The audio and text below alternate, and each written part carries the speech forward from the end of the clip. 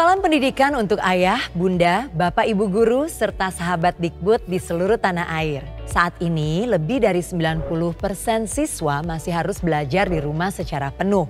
Karena mereka tinggal di zona kuning, oranye, dan merah menurut data terakhir dari gugus tugas. Hanya sedikit sekali sekolah yang dapat memulai pembelajaran tatap muka di sekolah. Namun untuk sekolah yang sedikit sekali tersebut, pembelajaran tatap muka harus dipastikan dalam suasana aman. Selama 30 menit ke depan, saya Becky Tumewu akan menemani Anda semua di program Seru Belajar Kebiasaan Baru. Anak-anak berhak mendapatkan pendidikan yang layak walau di tengah pandemi. Namun pembelajaran tatap muka di sekolah dapat meningkatkan risiko penularan COVID-19. Untuk itu, pemerintah dalam hal ini Kemendikbud tetap berusaha untuk memberikan yang terbaik bagi pendidikan anak Indonesia. Bagi sekolah yang berada di zona hijau, sudah mendapatkan izin Pemda dan sudah memenuhi standar kesiapan pembelajaran tatap muka, maka pembelajaran tatap muka dapat dimulai secara bertahap. Tentunya dengan mengikuti protokol kesehatan yang ditentukan ya. Pembelajaran tatap muka diawali dengan masa transisi yang berlangsung selama 2 bulan. Jenjang yang boleh memulai pembelajaran tatap muka paling cepat adalah SMA, SMK, MA, MAK, SMP, dan MTS, yaitu di bulan Juli 2020. Sementara untuk SD, MI, dan SLB bisa dimulai paling cepat bulan September 2020. Untuk PAUD, paling cepat boleh dibuka bulan November 2020. Namun, jika zona hijau tersebut berubah menjadi zona kuning atau oranye atau merah, maka sekolah tersebut wajib ditutup dan prosesnya diulang kembali dari awal. Nah, sebelum lebih jauh, yuk kita simak pesan dari Mas Menteri. Dalam situasi COVID ini, yang terpenting adalah kesehatan dan keselamatan para murid-murid kita, guru-guru kita, dan keluarganya murid-murid kita. Dan prinsip dasar itulah yang kita gunakan. Makanya dalam paparan ini akan terlihat bahwa relaksasi dalam pembukaan sekolah ini dilakukan dengan cara yang paling konservatif yang bisa kita lakukan. Artinya ini merupakan cara terpelan untuk membuka sekolah sehingga keamanan itu diprioritaskan. Seperti yang saya telah informasikan sebelumnya, tahun ajaran 2020 dan 2021 itu tidak berubah jadwalnya, tetap saja pada bulan Juli 2020 ya. Tapi jadwal itu tidak berdampak kepada metode apa pembelajaran yang ada, maupun daring ataupun tatap muka. Jadinya kami tidak mengubah kalender pembelajaran. Tetapi kita telah mengambil keputusan di Kemendikbud untuk daerah dengan zona kuning, oranye, dan merah, yaitu zona-zona yang telah didesignasikan oleh gugus tugas yang punya resiko COVID dan penyebaran COVID, itu dilarang saat ini melakukan pembelajaran tatap muka di satuan pendidikan. Jadinya untuk zona-zona yang merah, kuning, dan oranye ini merepresentasikan pada saat ini 94% daripada peserta didik ya di pendidikan dini, dasar, dan menengah. 94% daripada peserta didik kita tidak diperkenankan untuk melakukan pembelajaran tatap muka. Jadinya masih belajar dari rumah. Ya. Yang 6% yaitu yang di zona hijau, itulah yang kami memperbolehkan pemerintah daerah untuk melakukan pembelajaran tatap muka tetapi dengan protokol yang sangat ketat. Berikut ini adalah proses pengambilan keputusan dimulainya pembelajaran tatap muka. Jadi sudah tahu kan apabila gugus tugas COVID-19 nasional menyatakan bahwa sebuah daerah tersebut sudah masuk zona hijau, maka kepala daerah dengan persetujuan gugus tugas daerah dapat mengizinkan pembelajaran tatap muka di daerahnya. Sesudah mendapat izin, sekolah harus mampu penuhi semua daftar periksa dan siap pembelajaran tatap muka. Daftar kesiapan diantaranya adalah 1. Tersedia sarana sanitasi seperti toilet bersih, tempat cuci tangan, hand sanitizer, dan disinfektan. 2. Tersedia akses fasilitas layanan kesehatan. 3. Siap menerapkan area wajib masker di sekolah. 4. Memiliki termogan untuk mengukur suhu tubuh warga sekolah. 5. Mampu memetakan warga sekolah yang tidak boleh melakukan kegiatan di sekolah, yaitu yang memiliki kondisi medis penyerta atau comorbidity yang tidak terkontrol. Kedua, tidak memiliki akses transportasi yang memungkinkan penerapan jaga jarak. Ketiga, memiliki riwayat perjalanan dari zona kuning, oranye, dan merah, atau riwayat kontak dengan orang terkonfirmasi positif COVID-19 dan belum menyelesaikan isolasi mandiri selama 14 hari. Membuat kesepakatan bersama komite sekolah untuk memulai pembelajaran tatap muka. Jika semua sudah memberikan izin, barulah pembelajaran tatap muka bisa dimulai. Nah, untuk orang tua atau wali siswa harus memeriksa kesiapan kesehatan lahir batin anak-anak untuk bisa mengikuti pembelajaran tatap muka di sekolah. Jika orang tua menilai bahwa siswa belum siap, maka orang tua boleh loh memutuskan bagi anak untuk tetap belajar dari rumah. Walaupun pemerintah sudah mempersiapkan panduan pola pembelajaran tahun ajaran baru secara matang, keterlibatan masyarakat juga tetap harus ada, terutama para orang tua, guru, kepala sekolah, para pelajar, dan juga masyarakat sekitar. Masih banyak lagi hal yang akan kita bahas mengenai persiapan menuju program Seru Belajar Kebiasaan Baru di segmen berikutnya. Karena itu, jangan kemana-mana dulu.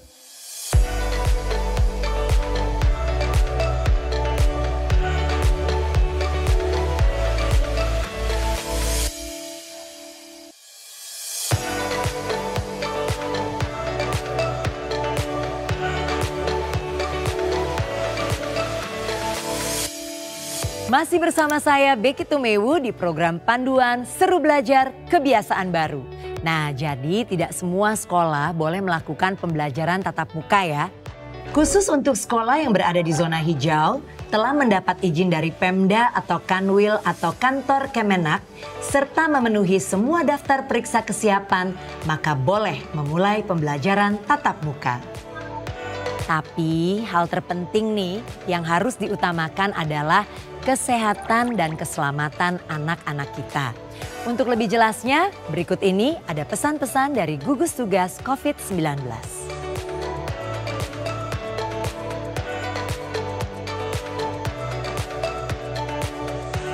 Komitmen kita adalah membuka pendidikan, memulai kegiatan tatap muka di tempat yang paling aman, yaitu daerah yang tidak ada dampaknya. Pada kali ini, kami dari gugus tugas akan menyampaikan kebijakan mengenai zonasi risiko daerah. Zona ini didapatkan berdasarkan indikator kesehatan masyarakat yang terdiri dari indikator epidemiologi, surveillance kesehatan masyarakat, dan pelayanan kesehatan. Terdapat 4 kategori zona. Yang pertama adalah zona merah atau daerah dengan risiko tinggi. Kedua adalah zona oranye, daerah dengan risiko sedang. Ketiga adalah zona kuning, daerah dengan risiko rendah. Keempat adalah zona hijau, daerah tidak terdampak. Zonasi ini bersifat dinamis, dapat berubah setiap waktu, sesuai dengan data yang tergambarkan dari indikator kesehatan masyarakat di masing-masing daerah. Kepatuhan dan kedisiplinan masyarakat dalam menjalani protokol kesehatan menjadi kunci untuk masyarakat beraktivitas produktif dan aman COVID-19. Nah, kita sudah mendengar ya Pesan dari gugus tugas COVID-19. Berikut adalah penjelasan arti zona hijau, kuning, oranye, dan merah. Zona hijau artinya tidak ditemukannya kasus positif baru di daerah tersebut. Tingkat penyebaran COVID-19 terkontrol, tetapi resiko penyebaran tetap ada di tempat-tempat isolasi. Zona kuning artinya ditemukan kasus positif di daerah tersebut. Transmisi tingkat rumah tangga dan imported case bisa terjadi. Klaster penyebaran terkendali dan tidak bertambah. Zona oranye artinya daerah yang memungkinkan transmisi lokal dan transmisi dari imported case bisa terjadi dengan cepat. Klaster-klaster baru mungkin bertambah.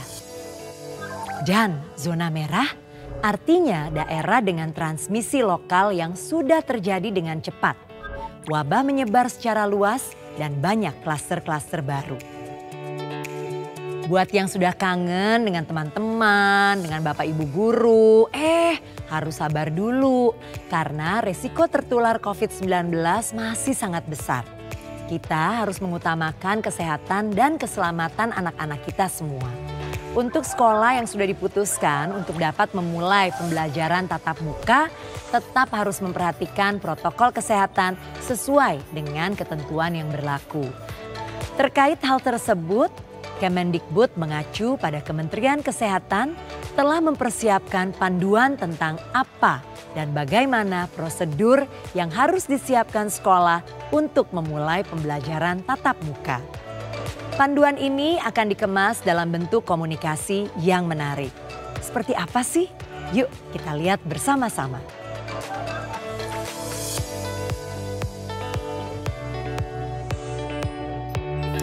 Bapak dan Ibu, sebagai kepala sekolah, kita bertanggung jawab untuk 1. Mengisi daftar periksa kesiapan pembelajaran tatap muka melalui laman Dapodik atau laman EMIS. 2. Membuat rencana kegiatan dan anggaran sekolah RKAS terkait persiapan pembelajaran tatap muka. 3. Menginformasikan kepada Dinas Pendidikan, Pemda, Kanwil, kantor Kemenak setempat jika ada warga sekolah di wilayah kerja yang terkonfirmasi positif COVID-19. 4. Membentuk satuan tugas yang melibatkan orang tua atau wali siswa serta masyarakat menjadi 3 tim, yaitu tim pembelajaran, psikososial, dan tata ruang, tim kesehatan, kebersihan, dan keamanan, tim pelatihan, dan humas. Tim pembelajaran psikososial dan tata ruang bertugas untuk 1. Membagi siswa tiap kelas ke dalam kelompok belajar sesuai ketentuan masa transisi dan menentukan pembagian jadwal tatap mukanya. 2. Melakukan pengaturan tata letak ruangan dengan memperhatikan jarak minimal 1,5 meter dan memastikan adanya sirkulasi udara yang baik. 3. Melakukan pengaturan lalu lintas satu arah di lorong atau koridor dan tangga sekolah. 4. Menerapkan mekanisme pencegahan perundungan bagi warga sekolah yang terstigma COVID-19. 5. Mempersiapkan layanan bantuan psikologi bagi seluruh warga sekolah, antara lain menugaskan guru bimbingan konseling atau wali kelas atau guru lainnya sebagai penanggung jawab. Mendata kontak layanan dukungan psikososial yang tersedia.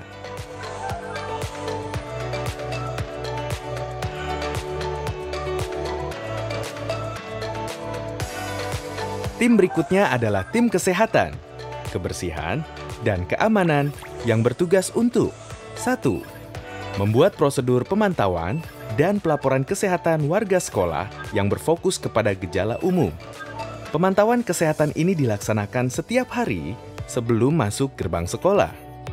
Jika warga sekolah memiliki gejala demam, batuk, sesak nafas, sakit tenggorokan, dan atau pilek, wajib kembali ke rumah. Lakukan isolasi mandiri selama 14 hari, dan jika memburuk, bawa ke vaskes terdekat.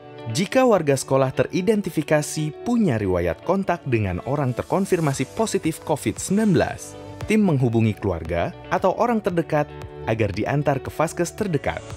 Laporkan juga ke kepala sekolah. Jika terdapat orang yang serumah dengan warga sekolah teridentifikasi gejala COVID-19, maka tim ini harus melapor ke kepala sekolah dan minta warga sekolah tersebut untuk isolasi mandiri selama 14 hari. Jika terdapat warga sekolah yang tidak hadir karena sakit dan memiliki gejala demam, batuk, sesak nafas, sakit tenggorokan, dan/atau pilek, maka tim ini harus melaporkan kepada kepala sekolah serta minta warga tersebut untuk isolasi mandiri selama 14 hari. Isolasi mandiri warga sekolah harus dipantau dan dilaporkan setiap hari kepada kepala sekolah. Hasil pemantauan kesehatan dan ketidakhadiran warga sekolah direkap dan dilaporkan setiap hari kepada sekolah. 2. Memberikan informasi kebutuhan penyediaan sarana prasarana kesehatan dan kebersihan sesuai daftar periksa. 3. Memastikan pembersihan dan disinfeksi sekolah setiap hari selama seminggu sebelum penyelenggaraan pembelajaran tatap muka dan setiap hari setelahnya. 4. Membuat prosedur pengaturan pedagang kaki lima dan warung makanan di sekitar lingkungan sekolah. Pada masa transisi, pedagang kaki lima dan warung di sekitar sekolah dilarang beroperasi. Pastikan juga tim berkoordinasi dengan aparatur daerah setempat untuk mengawasi dan menertibkan pedagang kaki lima dan warung makanan.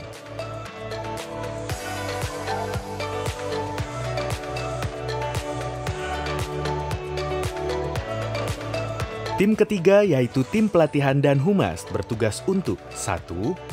Mensosialisasikan kepada seluruh pemangku kepentingan sekolah, khususnya orang tua atau wali murid, terkait pembelajaran tatap muka, metode pembelajaran, pengendalian COVID-19 di sekolah, hal yang perlu dipersiapkan siswa dan orang tuanya, pelibatan masyarakat sekitar.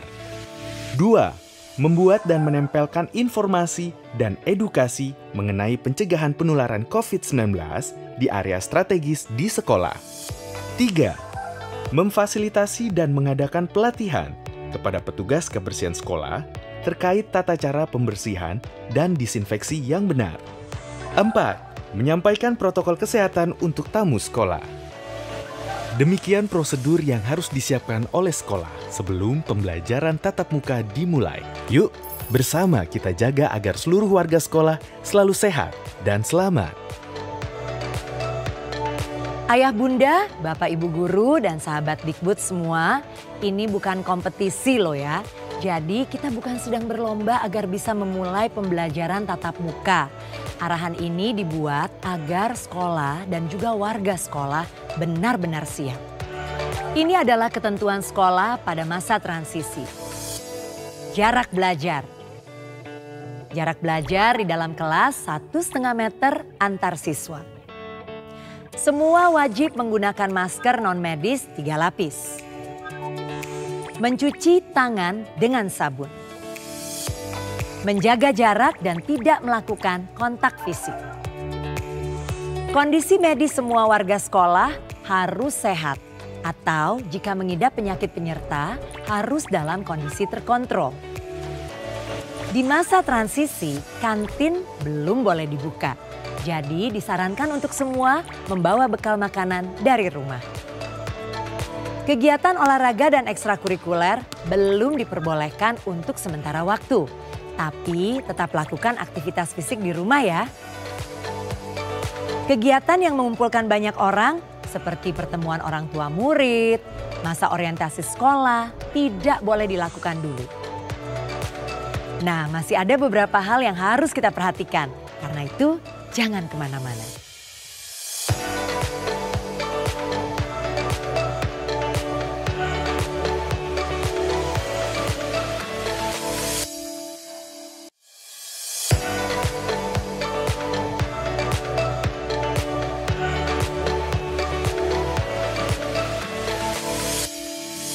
Kembali bersama saya Becky Tumewu, masih di program panduan persiapan seru belajar kebiasaan baru. Nah, kalau tadi kita sudah melihat ya panduan persiapan sekolah beserta dengan segala ketentuannya. Sekarang saatnya kita untuk memahami protokol kesehatan yang harus kita patuhi. Dimulai dari lingkungan yang terdekat, yaitu keluarga. Rumah adalah lingkungan terdekat kita. di mana interaksi paling sering terjadi. Apa saja yang perlu diperhatikan dari rumah? Pastikan kondisi kesehatan lahir dan batin anak. Apabila ada gejala demam, batuk, pilek, sesak, jangan biarkan anak berangkat sekolah. Dan jika anak takut untuk keluar rumah, jangan dipaksakan. Siapkan masker non-medis 3 lapis dan tempat masker kotor. Bekal makan bernutrisi termasuk perlengkapan makan dan minum. Ingatkan anak untuk sering mencuci tangan, memakai sabun dan air mengalir, atau menggunakan hand sanitizer. Jangan lupa bawa perlengkapan ibadah sendiri. Jika mengantarkan anak ke sekolah, turunkan di tempat yang telah ditentukan oleh sekolah. Apabila anak pergi sendiri, ingatkan untuk jaga jarak selama dalam perjalanan. Nah, selama di perjalanan, gunakan masker dan tetap jaga jarak 1,5 meter. Hindari menyentuh permukaan benda-benda, tidak menyentuh hidung, mata, dan mulut. Serta menjaga etika batuk dan bersin. Bersihkan tangan sebelum dan sesudah menggunakan transportasi publik atau antar jemput. Sebelum memasuki gerbang sekolah, pengantaran dilakukan di lokasi yang telah ditentukan. Ikuti pemeriksaan suhu badan yang dilakukan oleh pihak sekolah. Cuci tangan pakai sabun sebelum memasuki gerbang sekolah dan ruang kelas. Untuk tamu, mengikuti protokol kesehatan di sekolah. Selama kegiatan belajar mengajar, gunakan masker dan terapkan jaga jarak minimal 1,5 meter. Gunakan alat belajar, alat musik, dan alat makan minum pribadi. Dilarang pinjam-meminjam peralatan. Jika badan terasa kurang sehat, segera lapor pada guru.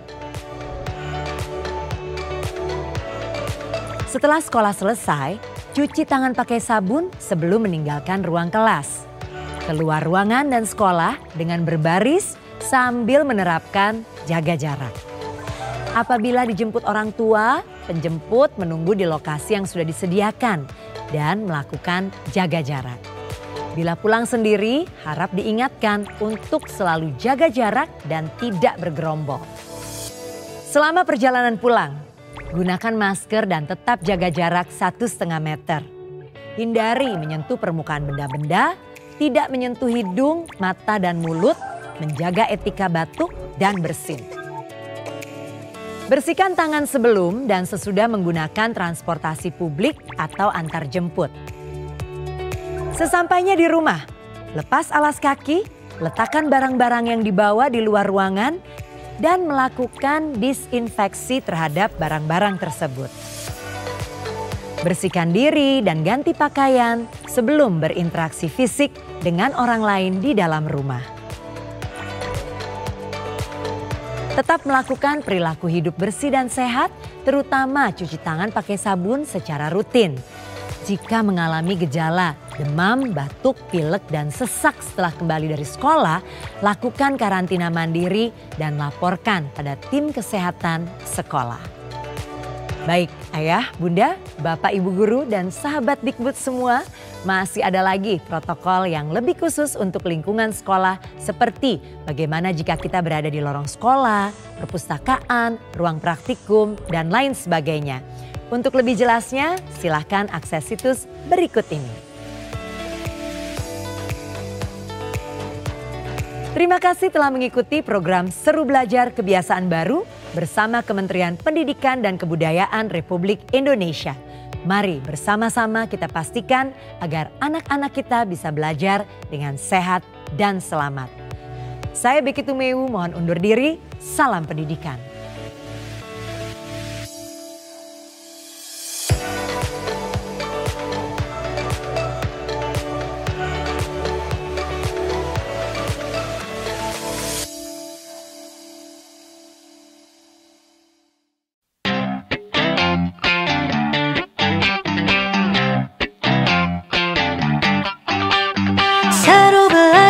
Kebiasaan baru agar selamat selalu, ini panduan untukmu.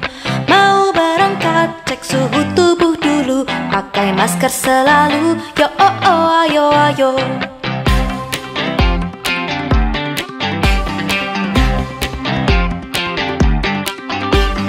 Yo oh oh oh, ayo ayo. Yo oh oh oh, ayo. Yo oh oh oh, ayo ayo. Yo oh oh oh, ayo. Saat di jalan, jaga jarak tubuhmu, jangan gandengan dulu. Yo oh oh, ayo ayo. Sampai sekolah, cuci tanganmu dulu, pakai sabun selalu. Yo oh oh, ayo ayo. Yo yo yo, ayo ayo. Yo yo yo, ayo. Yo yo yo, ayo ayo. Yo yo yo, ayo. Dengan temanmu, jangan deketan dulu, pakai barang pribadimu. Yo oh oh, ayo ayo. Pulang sekolah, langsung pulang ke rumah, mampir-mampir gak usah. Yo oh oh, ayo ayo. Sampai di rumah, bersih-bersih segera, supaya kita bisa jumpa lagi di sekolah. Yo ayo kita bersama-sama jaga, agar sehat selamat. Yo oh oh, ayo ayo. Seru belajar kebiasaan baru, agar selamat selalu, itu panduan untukmu. Seru belajar kebiasaan baru.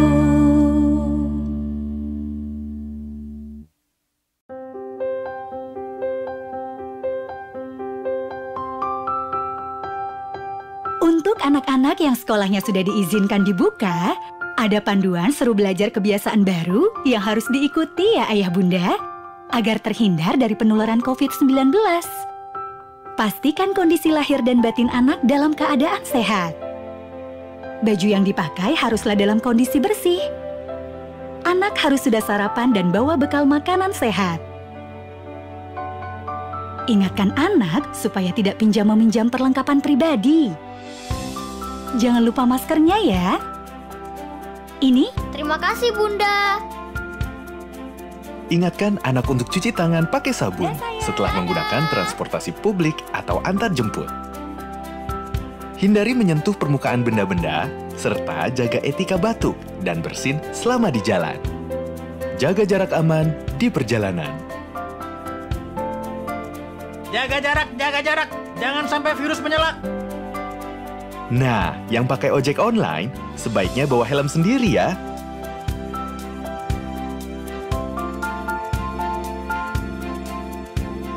Langsung ke sekolah, jangan mampir-mampir dan langsung pulang setelah mengantar. Yuk, bantu sekolah, menjaga anak-anak tetap sehat dan selamat. Wayan, langsung cuci tangan pakai sabun, segera mandi, ganti baju dengan yang bersih ya. Iya, Bunda. Ayah, bunda, jangan sampai terlewat panduan langkah sehat anak sekolah di tengah pandemi. Yuk, jaga kesehatan mereka, biar anak-anak sehat dan selamat saat seru belajar kebiasaan baru.